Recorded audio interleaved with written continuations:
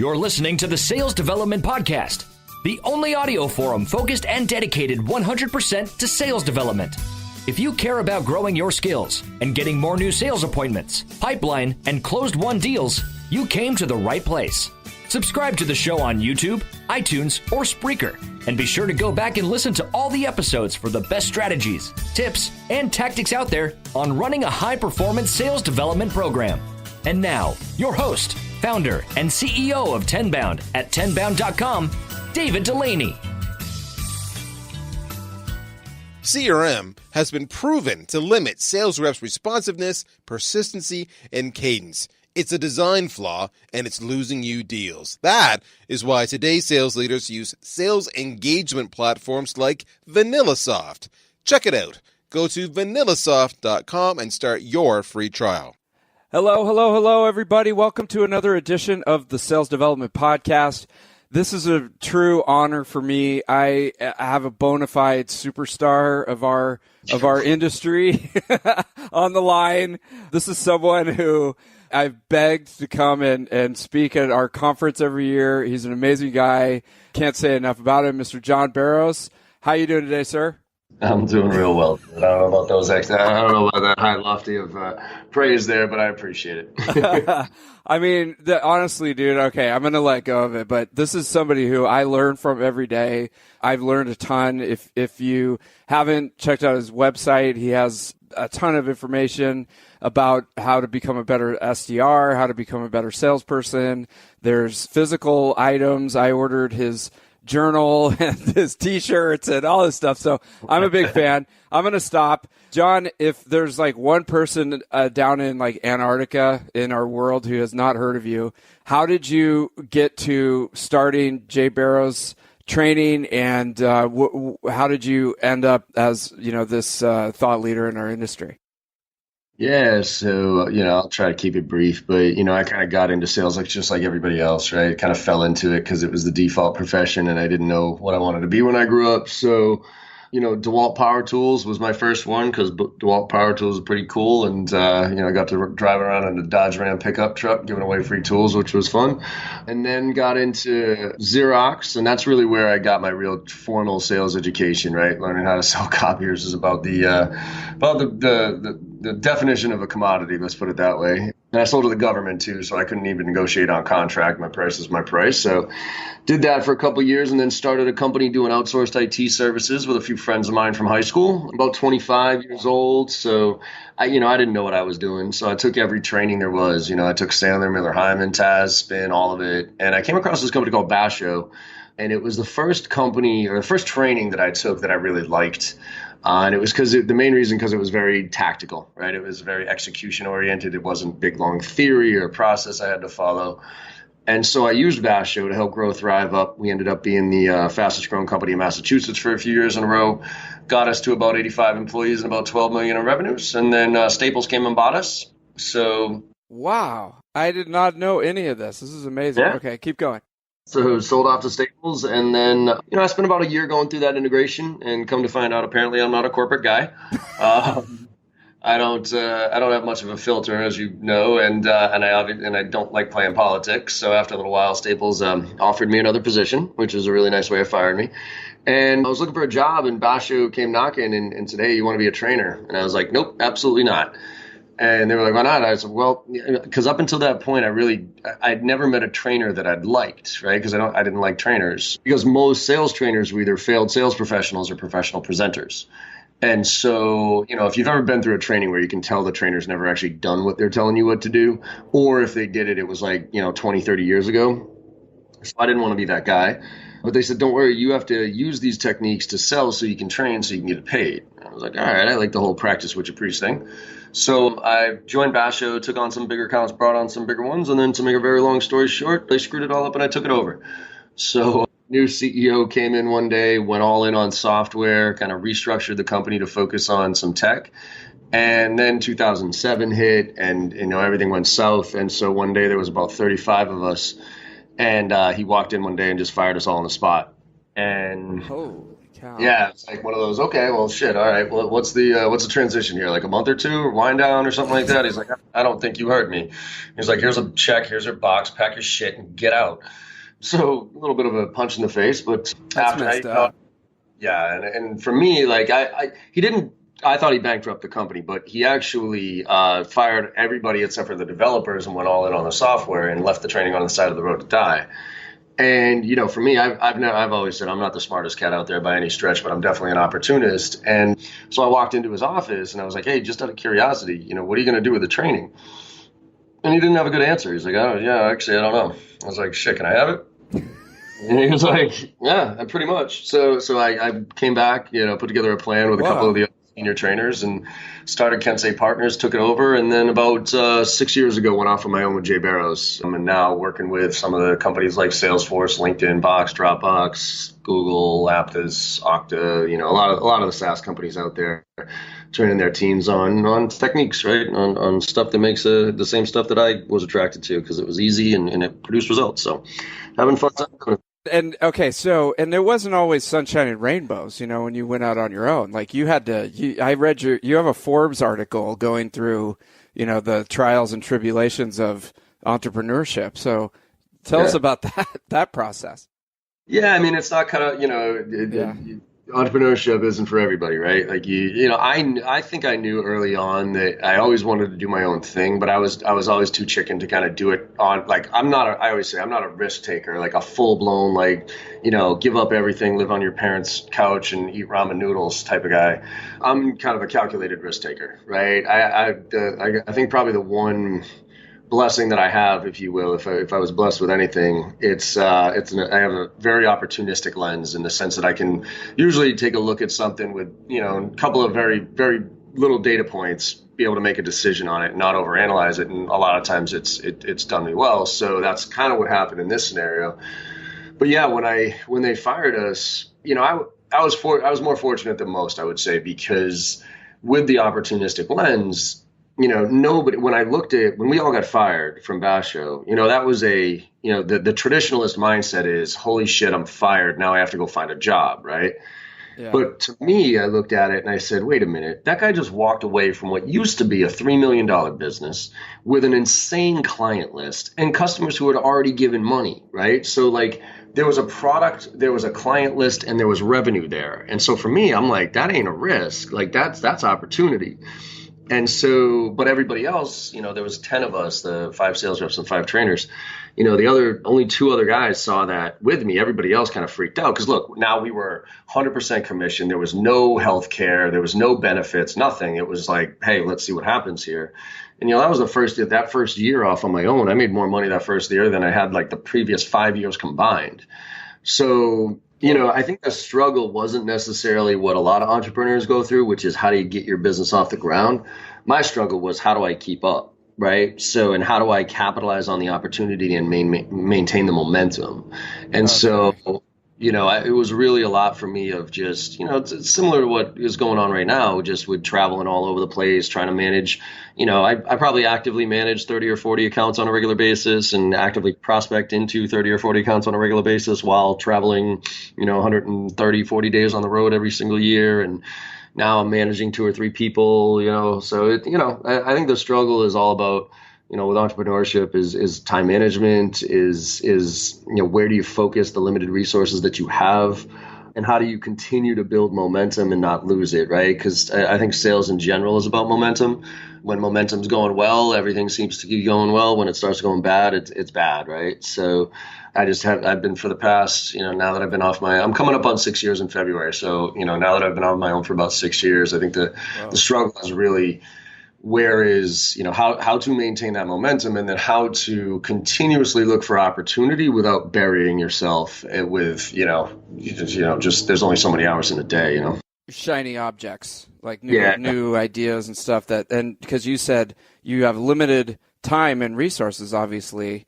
Yeah. I mean, you spend a lot of time in airports. Okay. So anybody who's listening to this, if you're not following John on Instagram, like, every day your head pops up and you're walking through an airport, like talking about something that's happening. I mean, you're managing accounts, you're prospecting, you're managing people. Like, how do you, how do you keep it all together without like losing your shit? Well, it's a good question. Do you know Tim Clark over at Salesforce by any chance? Just by email. He shot me down over email once. That's the only way I know him. Well, reach out Tim, to him. if you're listening, call me. I want to talk to you.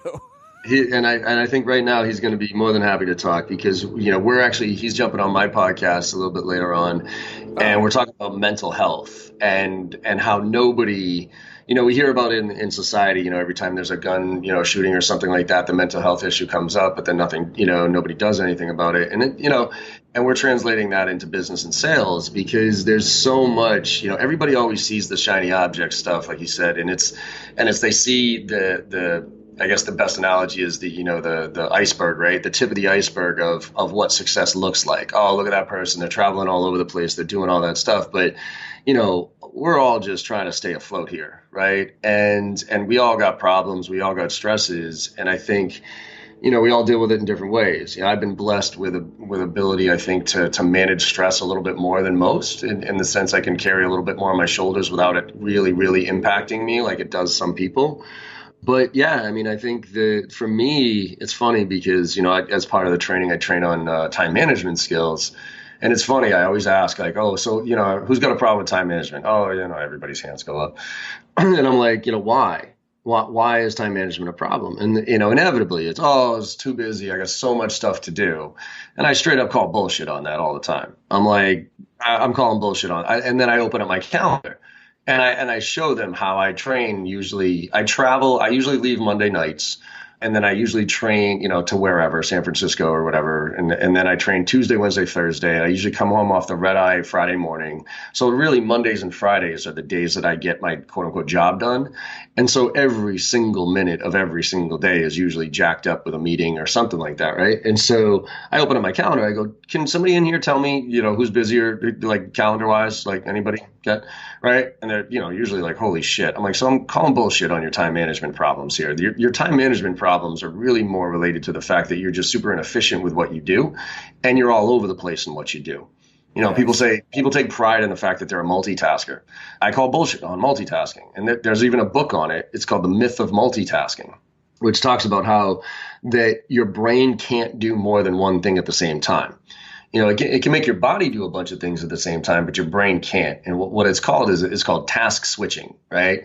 Yeah. And it's just switching tasks so fast that you don't recognize it. But the problem is every time your brain switches a task, it loses time. And so the more tasks you do, the more time you lose. So, and I go through like a day in the life of a sales rep. They wake up in the morning and, some of them go work out, good for you, whatever. And then, you grab your coffee and then you sit down, you check your fantasy leagues, you read a few, blog posts or something like that, check the news. And then, probably around 9 o'clock, you start making some phone calls and you make 3, 4, 5 phone calls and 10. All of a sudden somebody picks up the phone. They say, have a decent conversation. They say, send me information. And almost all reps stop everything that they're doing. They send this nice custom piece of information, like it's the only one they've ever sent before in their lives. And when they hit send, they kind of feel like they did something. So they get up, stretch out a little bit, go warm up the coffee, pop by the other kids. Hey, you see the game last night? That type of shit, right? Go Sox, by the way. And, and then they get back to their desk. And then it's, I got to send that email. I got to make a phone call. I got to talk to somebody. I got to talk to my boss. I got to send another email. And they're literally just all over the place. Yeah. And so, time management, I always say is about goal setting, prioritization, and focus. You ask me, how do I manage it all? Well, I know very well what my goal is, right? What I'm trying to accomplish, big picture wise, this year, next year, 5 years out. And I back into it about what I need to be doing on a daily basis. And anything that doesn't help me achieve my goals can literally piss off.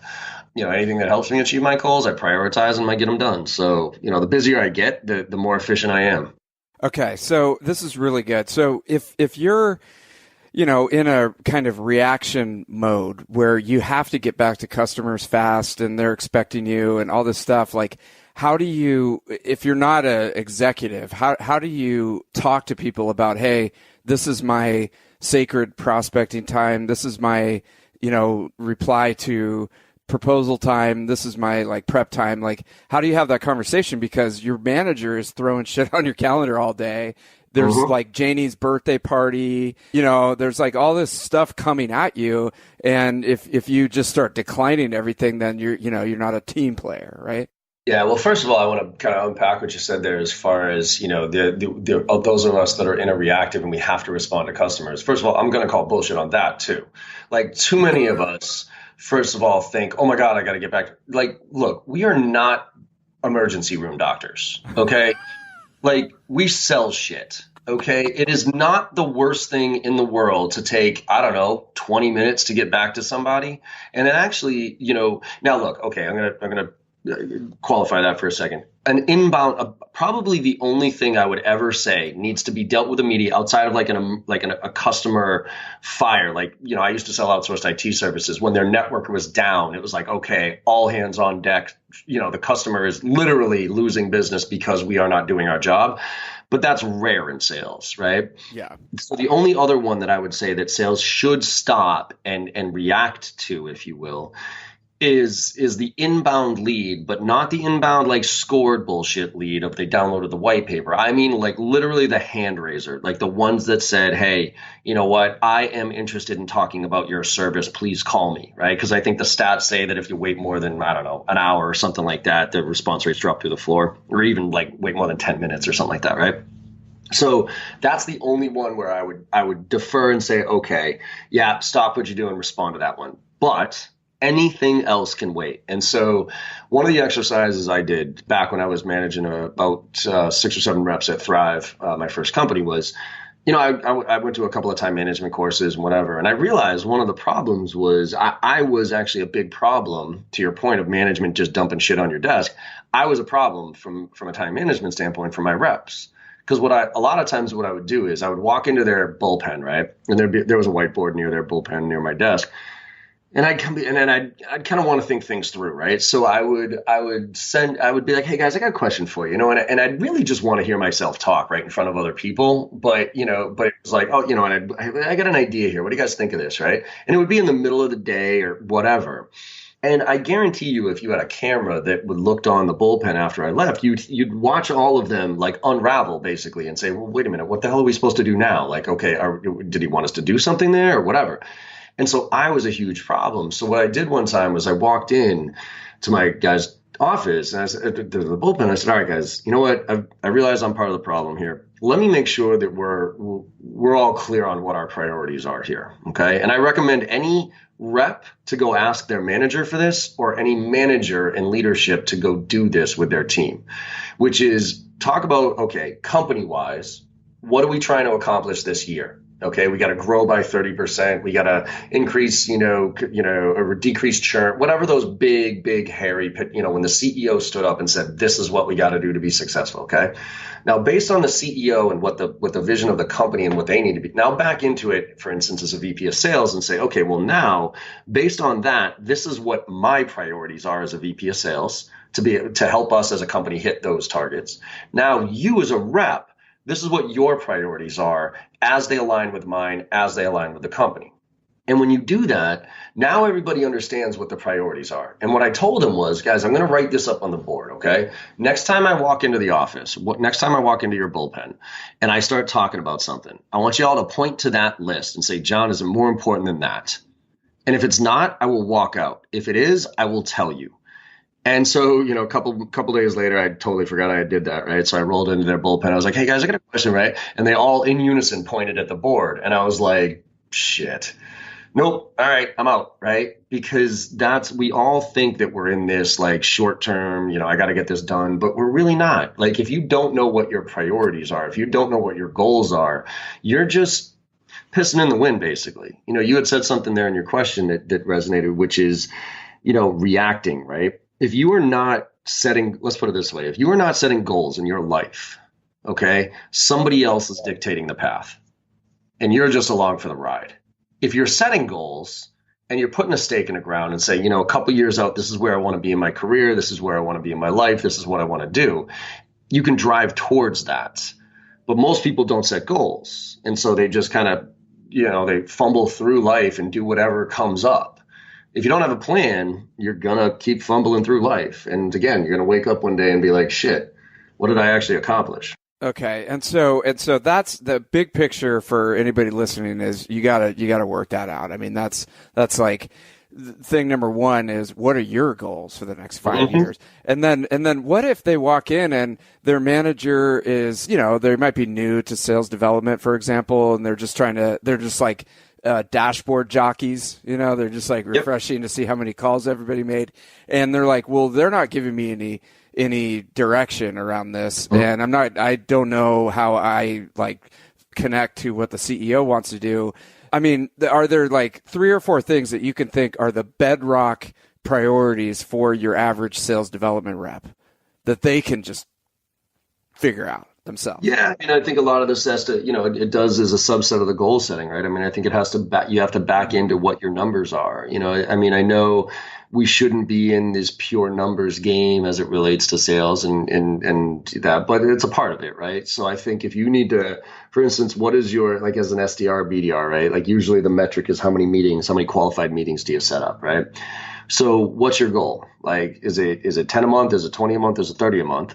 Then you back into what your conversion ratios are, right? So how many calls do you need to make in order to be able to hit that number? And and then you kind of dictate, okay, on a daily basis, say your manager, because we have, you all have 50 dials a day. Well, where does that number come from? Well, it comes from the conversion ratios. And if you don't understand what your equation is, you're just going to go and do whatever the boss says. And a lot of times that might not be the right approach. So what I would do is really look at your numbers and be analytical. The biggest recommendation I can make to anybody out there, somebody said, John, now that you're 42, if you could go back and tell your 22-year-old self something. Yeah, right. If you could go back and tell your 22-year-old self something, what would it be? Right. My number one answer to that was A/B split test. Right. A/B split test everything you do. And I mean that, like, for instance, if you're calling CFOs in the healthcare industry, come up with 2 different messages to CFOs in the healthcare industry. Make 20 phone calls with this approach, make 20 phone calls with that approach, and see which one yields a higher response rate. Right. Because that way you can start to really hone in on what's working and what's not. And you can really understand the conversion ratios between the stages of the sales process to figure out how to make improvements. Okay. So, I would look at and say, okay, what do my activities need to do? And then based on that, set daily goals of what you need to do, and then block off your calendar. Another huge recommendation I have for people when it comes to time management is do things in hour chunks. Do an hour's worth of this activity, an hour's worth of that activity, an hour's worth of this activity, an hour, because you can learn something in an hour. You can gain momentum in an hour, right? You can test something in an hour. And, I walk into organizations that have like call blitz days. It's like, holy shit, a call blitz day? Like, come on, really? Like, I'm sorry, there's not enough Red Bull out there to get me hyped up for a day's worth of cold calling, right? But if you tell me, like, John, let's get after it for an hour, I'll get after it for an hour. Right. So, and so I call them power hours, for instance. And power hours aren't just making cold calls for an hour, but it's making cold calls into one very specific persona with one very specific message for an hour.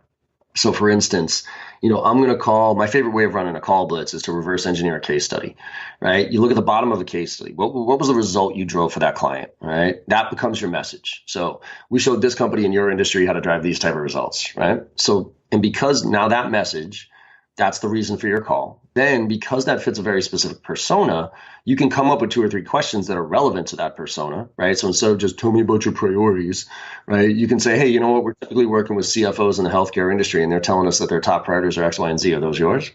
And then you have a story to tell. Then you have a case study, right? So now with that nice tight little package, now you run a list of everybody that fits that profile in your territory, and you do your prep all at the same time. So you shouldn't like make a phone call, then go look for a phone number and, and kind of fart around that way. Like, I usually do about a half-hour prep for a 1-hour call blitz where I'm getting my names, I'm getting my numbers, I'm getting my message down and, what my story is and what my questions are, so that when I hit the phones for that hour, all I'm doing is making phone calls, right? And I'm not, sending information during that time, none of that stuff. I'm just hammering the calls, right?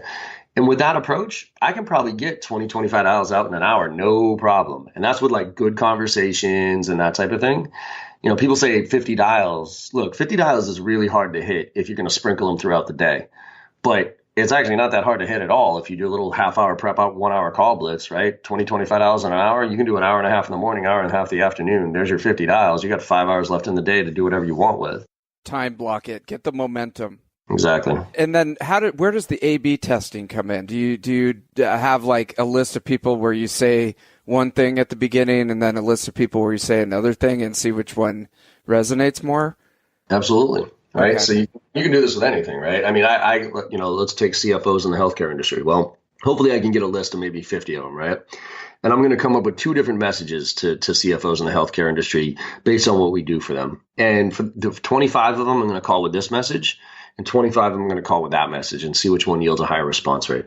Or, gatekeepers, right? I don't know the best way to get through a gatekeeper. I mean, for you, I know what works for me, but I'm John Barrows from Boston, Massachusetts. My approach is pretty direct and in your face. So it's probably not going to work for some people, right? So instead of trying to do what I do, split test, right? So here's an example, right? Going after gatekeepers tomorrow in the morning when you're going after gatekeepers, be super nice, like way over the top nice, right? When the gatekeeper picks up and says, "Who are you calling for?" "I'm calling for you. I just want to brighten up your day, see how things are going," right? And then in the afternoon, be super direct, right? "Who's calling?" "John, put me through." "Oh, where are you calling from?" "John, Boston, put me through," and see what happens, right? I'm not saying one's better than the other. I'm just saying you'll figure it out, right? And if you have that mentality of split testing and trying things out, first of all, you make this job far more interesting. And second of all, you actually, you figure out what works and what doesn't. You can get measurably better a lot faster. Are you in sales, but you're not using a sales engagement tool? Then you're probably losing out on revenue because you are not engaging with prospects at the right time, with the right cadence, and with enough persistency. You need VanillaSoft. Start your free trial today. Go to vanillasoft.com. Yes, I follow this guy named Joe Polish, who's kind of a marketing guru guy, and he's just like, with A/B testing, you try so many different things so many things that don't work that you're just finally left with things that do work because you were constantly doing that A/B testing. And I think most people out there are not thinking of it that way. They just keep trying the same thing over and over again, getting more and more frustrated. Well, and it also, talk about job satisfaction, right? If you're not a scientist in sales, this job gets pretty bland pretty fast. And I mean that, like, it sounds the opposite, right? It's like, oh, no, you should be an artist. That's way more interesting. Wrong. Because if you're an artist and you're just doing what you're doing and you're making your calls, let's put it this way. Say you make 50 dials in a day, right? And you're just doing your job. Like, hey, all right, I got to hit my 50 dials today. And you get no meetings because you wanted to be an artist, right? Like, yeah, screw it, I got this, right? And say, so you make $50, you get no meetings. That's a very depressing day. That is a day that you walk home going, oh, Jesus, why? Like, this is brutal, right? Yeah. But if you walk in and are more scientific about it and say, you know what?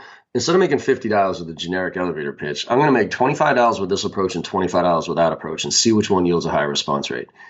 Even if you go home that day and still got no meetings, I consider that actually a pretty good day because you just figured out 2 approaches that don't work. Right? Or you come and try a new one, right? And eventually, like you said, you start to figure out what works. There's got to be something. And this is a little bit out there, but it seems like for me, with all the technology that we have in place and all the data that's being kicked out and how we need to be more analytical, should sales teams have somebody who's in charge of like the analysis of what everybody's doing if they can afford an extra person, or do we leave it to the individuals? Because, if someone's like just out of college and they're just trying to figure out what they're doing, it seems like a lot to ask of someone. You know what I mean? Yeah, yes and no. It's not like, let's put it this way, with making cold calls with 2 different approaches, you know how to do that? And there's a piece of paper and a thing called a pen that you can keep next to your fucking desk and write down how many calls did I make and how many referrals did I get and how many meetings did I set up. And then you can do some math that says, I made 25 dials, I got 10 referrals, and I got 2 meetings. So, I think I can do division like I did when I was in 4th grade to figure out what my conversion ratios are. So I don't think you need to be overly like, holy shit. The problem is that most sales reps just don't think that way. So the answer to your question is, yeah. I actually think the model of sales, kind of the predictable revenue model of, inbound, outbound closers, so SDR, BDR, AE, I think that model is going to change pretty drastically. It kind of has to, because it's not customer centric in any way, shape, or form. It's great to scale organizations because, you can hire kids right out of school, put them through that, make them focus on one thing and then develop. But it's terrible from a client experience standpoint. Like nobody likes to get handed off 5 times before they actually talk to somebody who knows what they're talking about, right?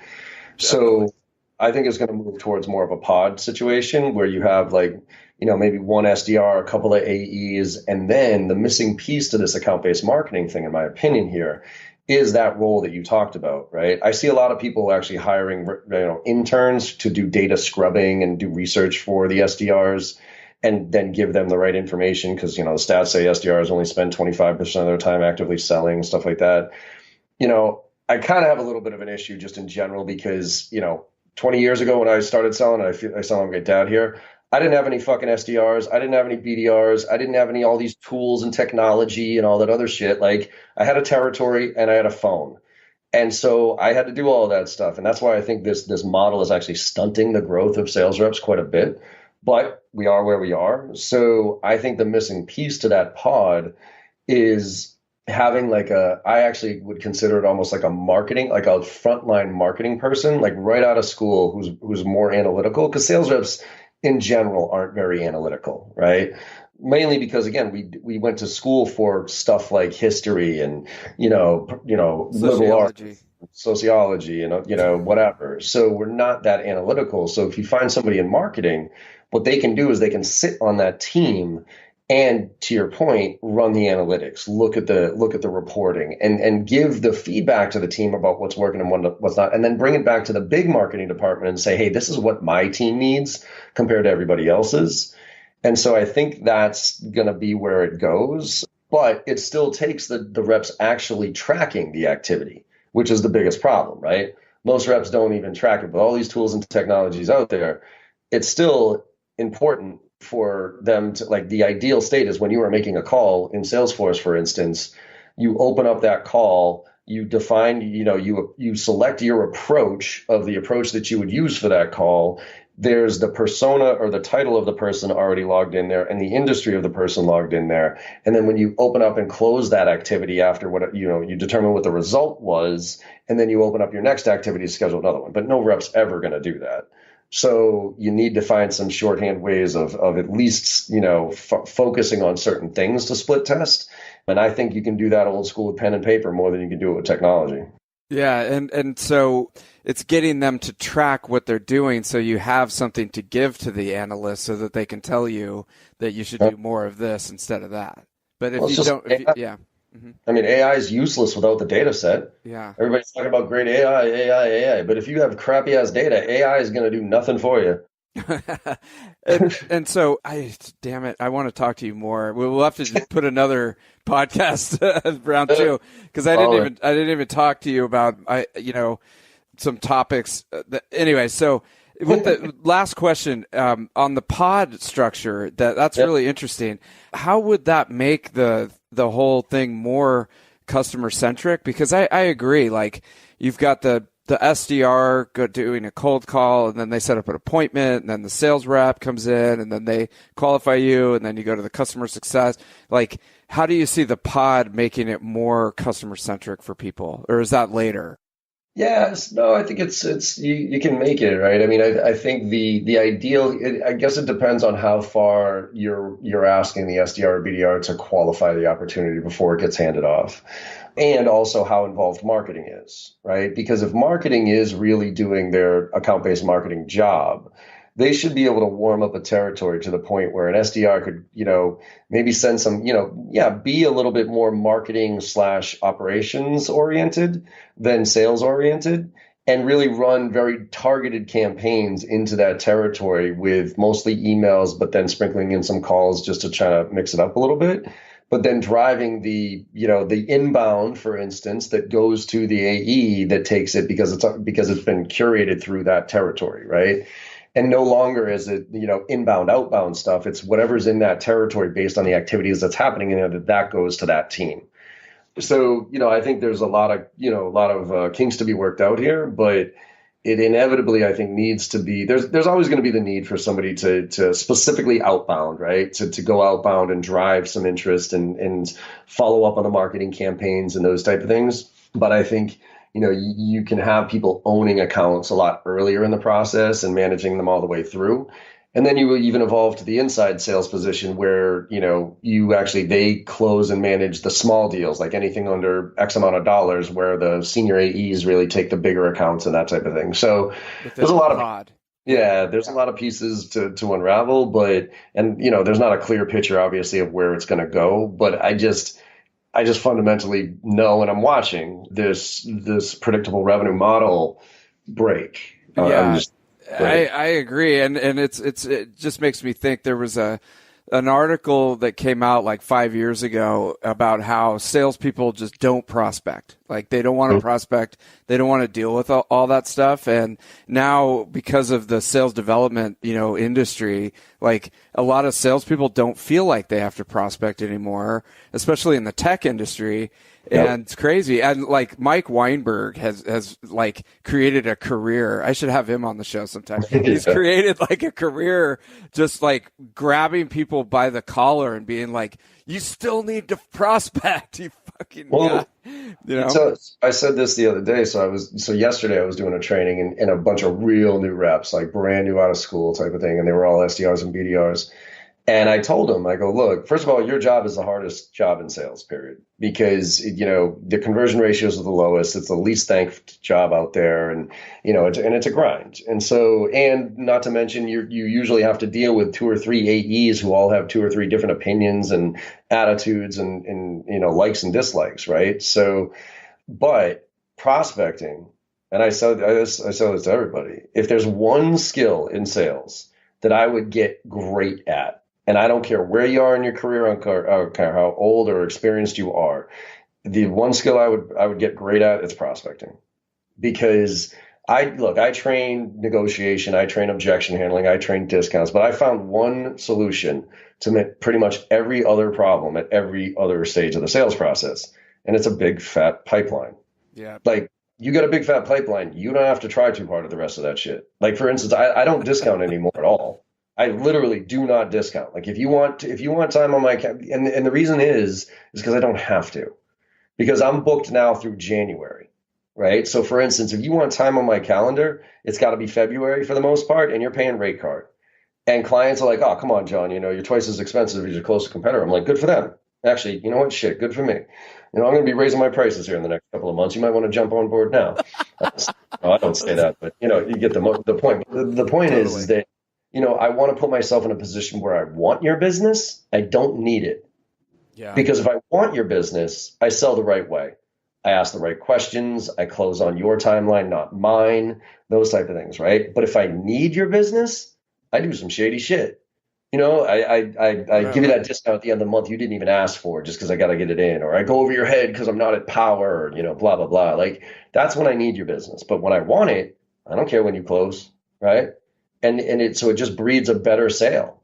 And so that's why for all those SDRs and BDRs out there listening, like don't look at this as I got to get through this so I can become an AE. Because if you're ever an AE, and like think about it this way for a minute, do you ever want to rely on somebody else for your success? Never, right? And look, as a manager, if I ever had an AE come to me and say the reason they didn't hit their target was because they didn't get enough leads from marketing or their SDR, I would fire them as halfway through that sentence. And so, look, I'm always going to be responsible for baking my own cake. The way I look at SDR and BDR and inbound marketing is that's the for me as an AE, if I was an AE that had those resources, I would look at that as, look, I'm going to go close my own deal. I'm going to go find and close my own deals. And whatever SDRs, BDRs, or inbound marketing gives to me is the icing on the cake, but I'm baking my cake. Right. And the day that you're relying on somebody else to make you successful is the day you're not going to be successful. Totally, man. I mean, that goes throughout life. Like, just take full responsibility and don't blame other people. And fat pipeline cures all your ills. So get out there. Literally all of them. Yeah. Like, I literally, I have clients come to me and say, well, John, what if I close by the end of the month? I'm like, I don't know. Does it help you out? And they're like, well, no. Like, could we maybe get a discount? I'm like, no, absolutely not. And they're like, oh. And it takes all of their negotiation power away. Yeah. And when I say indifference, we talk about like the closing techniques, right? The walk away close. Like I pull that one almost daily. Okay, never mind. You don't need it. That's okay. You compare me against other vendors, that's cool. Well, if the value of my stuff, if you don't see the value in it, that's one thing. But if you like my program and you're just trying to get a few dollars off, or because the other one's giving it to you cheaper, then nope. Good luck. That's a completely different conversation, because you can, like somebody told me, always have a lot of pots on the boil, because then if something goes bad, it's like, I'm cool. But if you have one thing, you're screwed, man. I mean, you got to do, So I love it. John, thank you so much. I didn't even ask you like 5 of the things I want to ask you about. So I got to get you back on the show. But dude, this is amazing. There's so many nuggets here. I got a whole 3 pages of notes. And I'm sure that the audience will get a ton of value. So thank you. Let's have you on again. And how do we get in touch with you if there's one person in Antarctica somewhere who doesn't know you?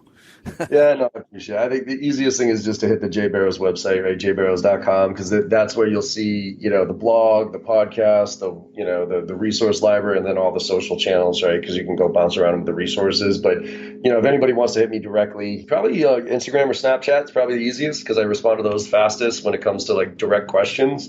And the handle there is John, M as in Michael, Barrows, Barrows, all one word. And I'm always happy to chat with anybody about sales, if just to try to elevate this profession to the level of respect it deserves. Totally, man. I would definitely. I know about Instagram. I'm hella old, so I know about Instagram. I'm finally getting on there. I don't know about Snapchat. I don't know how it works, but maybe that's a thing for another show. My niece loves it, man. My niece. Yeah, well, Snapchat kind of got killed. Kylie Jenner kind of ruined Snapchat, but it's really recovered. And Instagram Stories has pretty much taken it over. But either way, some people like it, so I'm there. I know my niece is on there, man. She loves it. So okay, we'll follow John. Thanks again, and we'll see you again on the Sales Development Podcast. All right, brother. Have a good one. Thank you for listening to the Sales Development Podcast, the only audio forum 100% focused and dedicated to sales development, with your host, David Delaney. Please be sure to subscribe to the show on YouTube and take a moment to leave us a review on iTunes.